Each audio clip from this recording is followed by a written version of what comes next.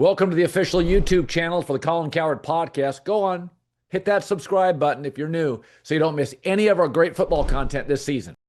All right, instant reaction. Listen, the Bears won 25-24. It's a road win for the Chicago Bears, and they just don't do that very much. So they beat the Raiders on the road, right, with a block kick. And they beat Washington despite a 3-0 turnover advantage. They needed a Jake Moody 38-yard field goal to win. I mean, here's all the positives. The Bears' offensive line did a great job tonight creating massive running lanes for DeAndre Swift. DeAndre Swift was the star of the show, had over 160 total yards, could have been about 170 and a touchdown. Caleb Williams was good enough, still misses too many throws you got to make in the NFL consistently. He's not as accurate as Jayden Daniels, but he didn't make that big mistake or two that Jayden Daniels did, including that late fumble where Washington was going for the win. And you know what I mean? That's the NFL. You can't make mistakes. These 3, 4, 5 minute left, these big drives, that's the game. Justin Herbert makes a big play or Baker Mayfield makes a big play and you win these games. When a quarterback like Jayden Daniels gets a bad handle, you lose those games. And the Bears defense pounced on it. Montez Sweat created a fumble early, getting a big hand in there and punching the ball out. So I thought overall there were so many positives. Again, this is a franchise that can't win on the road, that hasn't had a quarterback throw for 4,000 yards. And to go on the road, the Bears had much better energy in this game, especially in the first half. I mean, Chicago came out 13-0 lead, totally dialed in. You're disappointed because you're settling for field goals. You go on the road, big spot, standalone game. Bears don't win these games. That's not a game the Bears win. So you just take it. You take the 25-24 win. Jake Moody has a kick blocked. Otherwise, you'd have kind of thought it was, most of the time, 38 yards. You're like, it's good, but, he kicked a ball low, very low directory, and it got blocked. And Jake Moody's history in San Francisco was at best spotty. So there's a lot of drama at the end. But there's so many good things to take out of this. The run game, there were huge holes all night. I thought Ben Johnson's play calling, a couple of really nice screens dialed up in crucial situations. Bears had too many penalties. Bears weren't great on third down, but it's the road. Again, Ben and Caleb have played together, have 6 games together. You're winning. I mean, you won the game. And, it was Washington that made the crucial mistakes, the crucial, red zone pick, the fumble. It was Washington making those mistakes. Jayden Daniels almost pulled it out. He's a tremendous player, accurate. He's just kind of a naturally accurate. Drake May's got that. Drake May is just a naturally accurate thrower of the football. Justin Herbert has that. And some guys do. And some guys labor over it a little bit more. Mahomes is largely very accurate. Not everybody is. So it takes work for some guys. They got to get their mechanics cleaned up. But you just get so much horsepower and so much talent with Caleb that, he's going to be a 64% completion guy. Maybe he's not going to be a 68% completion guy. But he made some nice throws over the middle of the field, which is tough for young quarterbacks. But I was just kind of blown away by the first half energy of the Bears. 3 turnovers advantage, really aggressive defense. And what can you say about the offensive line? That's about as good an effort on the road for the Bears offensive line. I mean, they haven't had a lot of them. But, they went and got Tooney and Drew Dahlman and Jonah Jackson. And it felt like it's starting to pay dividends. It feels like that offensive line. They spent some real money on it. And my rule in the NFL is find your quarterback, hire a great coach, find your quarterback, and protect your quarterback. Then eventually go get a defensive lineman that disrupts theirs. Overall, I just thought you can't gripe too much. Road win, Bears, better energy, better consistent run game, fewer mistakes. You can live with the penalties. Again, some of the operational stuff, it was better. How about that? I've used that word a lot. You just take it. You don't worry about the margins too much.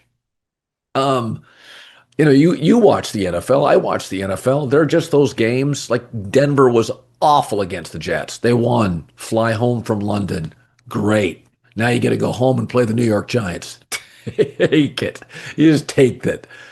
Um, Seattle should have wrapped up their game with Jacksonville earlier. They didn't. They won. 5-hour flight home. Thanks for flying United. So that's going to be a nice Bears flight home. The other thing about Chicago this year, with Matt Eberflus, they just couldn't score in the first quarter. And I think now, and like if you take a lead in the NFL, I don't know what the number is. I think it's like 63%, 65%. The team that scores first wins. And, they're just a much better opening drive team. They're a much better first quarter team. They're not playing from behind. And I felt like this entire game, Chicago deserved to win. I mean, what was that hokey call where the left tackle he was lined up too far back? I mean, that's a weak call. I mean, to me, when it comes to officiating, stuff is either clear and definitive or don't blow the whistle. It's absolute, it's clear, it's definitive, or don't blow it. When you're looking at a still shot or a replay, and the replay official for ESPN can't decipher it, can't figure it out, just save it. Just get out of the way of the game. So I think I'm looking over all my notes here for the Bears. I'd like to see a little bit more Loveland and Luther Burden. I kind of feel like they're lost in the offense. DJ Moore got looks, but he got banged up. It's just one of those things. Burden and Loveland are young, and Caleb's knows, he knows his guys. He's familiar with some of these older players. So there's a lot of moving parts here. You got a couple of rookies, you got new offensive linemen, you got a new coach. I think we just you got to kind of accept, like, there's just a lot of moving parts for the Bears. The bye week helped. I mean, I think you saw the bye week, the advantage of it with an offensive coach. Just big, big Bears energy. I mean, they really give Ben Johnson and the staff credit. They came out hair on fire, helmets on fire, and the Bears win 25-24. Jake Moody, who knew? Today's show brought to you by our new presenting sponsor, Hard Rock Bet. The pennant's on the line, lights are brighter than ever. One swing can change everything, and you can be part of every pitch at Hard Rock Bet. New customers can place a $5 bet, and if it hits, you not only get your winnings, but also $150 in extra bonus bets. Plus, every day this week on Hard Rock Bet, you get a profit boost for a postseason baseball parlay. There's new promos every day. Boost your same game parlay or same game parlay max so your bet pays extra winnings. If you want to see what everybody else is betting on tonight, right, top picks or parlays across any sport, the Hard Rock Bet app literally shows you. It's another reason to download the app. Takes 90 seconds just for the info. Tap Discover, and you can see trending picks and parlays at any time. So download the Hard Rock Bet app, make your first deposit. So the Atlanta Falcons, in the game finish before the Bears-Commanders game was finished, beat Buffalo 24-14. My takeaway is Buffalo's defense doesn't have a playmaker. Michael Penix looked comfortable. 20 of 32, 250 yards. Bijan Robinson averaged 9 yards a carry. Drake London had 10 catches, a touchdown, 16 yards a catch. Bottom line, when you come into a game and you were looking for Penix to be comfortable, was. Drake London to have a big night, was. Bijan Robinson to deliver a couple big plays, did. Buffalo's got two problems.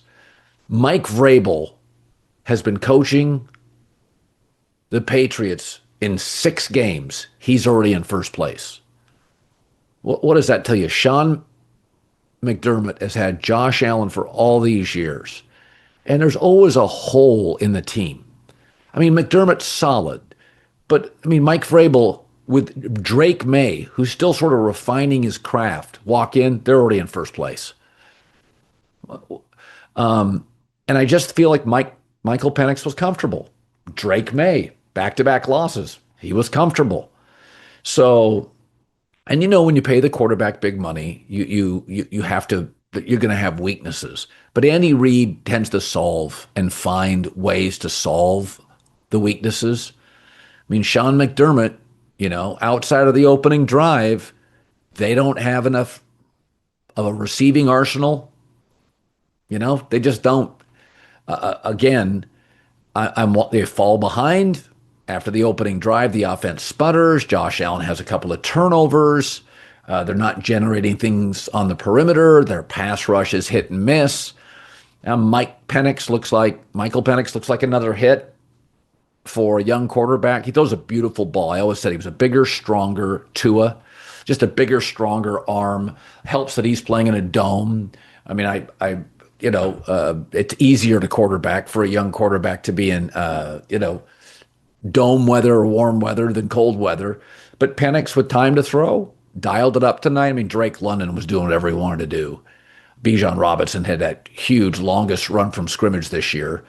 So listen, I always have a rule. Turn the sound off and watch the game. Buffalo, outside of Josh Allen, does not look intimidating. Their perimeter weapons, average. The secondary, average. Pass rush is kind of hit and miss.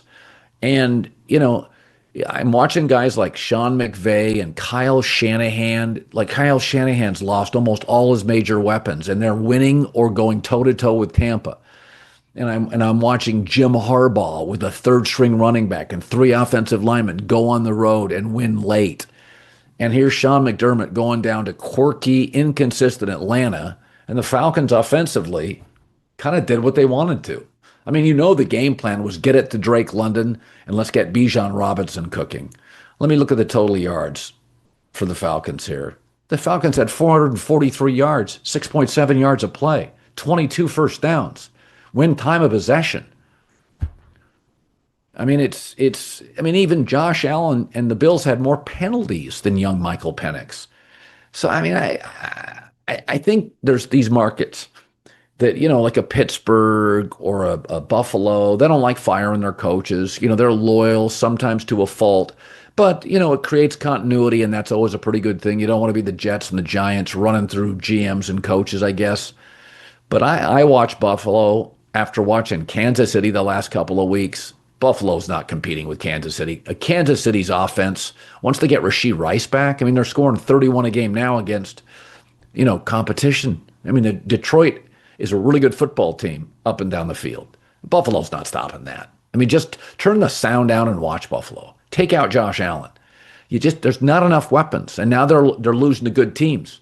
New England's a good team. New England feels like a playoff team. Lost at home. Atlanta may not be a playoff team. Almost had 500 yards. Totally, Michael Penix was totally comfortable. So, I mean, these windows, there was about a 2 or 3 year window with Buffalo when they were, they were paying Josh, but they still had a pretty good secondary, and maybe it's closed. But they don't look like Kansas City. They don't have the roster of Detroit or Philadelphia. I don't know. If I was a Buffalo Bills fan, new stadium will be cool. But it feels like Mike Vrabel and the Patriots in 6 games have taken back the division. I mean, that's discouraging, is it not? And again, Sean McDermott's capable, but I just kind of feel like Andy Reid does a much better job to solve the offensive line issues or the run game issues or the wide receiver issues. The entire league is about solving problems. Because of the salary cap, nobody's got a perfect team. And when you get a perfect roster like Philadelphia, you don't get the offensive coordinator right. I mean, there is no perfect team in this league. The 70s Steelers were a perfect team. Joe Montana's Niners, not a lot of holes. Everybody's got an issue. Everybody does. Buffalo, are they a top 10 team right now? I'm not sure if they are. I'm really not sure if they are. Football season's here, and if you want to go to an NFL or college football game, Game Time is the place for you. The Game Time app just gives you the advantage back to you, the fans. It's a hack for unlocking amazing tickets and experiences in a few taps. I love it. Easy to use. The game time guarantee means you can trust you'll get 100% authentic tickets on time and at the best price. 100%. So they even let you preview your seat on the app. That's special. Plus, fees are always included. So what you see is what you pay every time. Take the guesswork out of buying professional football tickets with Game Time. Just download the Game Time app, create an account. If you use the code Colin, COLIN, $20 off your first purchase. Terms apply again. Create an account, redeem code COLIN, $20 off. Swipe, tap, ticket, go. Download the Game Time app today. So the Dodgers hold on for a 2-1 win over Milwaukee. First of all, there was a play, a base running error by the Dodgers in the fourth inning that is hard to describe. You have to watch the highlights on YouTube. So the Dodgers did almost everything to give this thing away. Blake Snell, if you didn't watch, went 8 innings, faced the minimum 24 batters, 10 strikeouts. He was sensational. Milwaukee was completely bewildered, totally baffled. They just weren't getting good contact. And here were the Dodgers, base running blunder in the fourth. Bullpen, Roki Sasaki struggled. He struggled with control. So they go to Blake Tiernan and, bases loaded. Thank God the Brewers swung on a pitch way out of the strike zone to seal the 2-1 win. But we've talked about this with the Dodgers I was thinking about this. LA's depth is absolutely insane. Shohei Ohtani is 1 for 20 since the start of the National League Divisional Series against the Phillies and now the Brewers. So the Phillies and Brewers are really good teams. I mean, you got Freddie Freeman had a night tonight. Blake Snell had a night. So those were really important Dodgers tonight. Freddie Freeman, who has such a great postseason history, and then Blake Snell, who was masterful. I mean, that's as good as you could pitch. On the road, game one. Shohei Ohtani is 1 for 20 against the Phillies and the Brewers. How many teams can take their $700 million star who goes 1 for 20 and be 4-1 against the Brewers and the Phillies? It shows you they're in just absolutely incredible depth.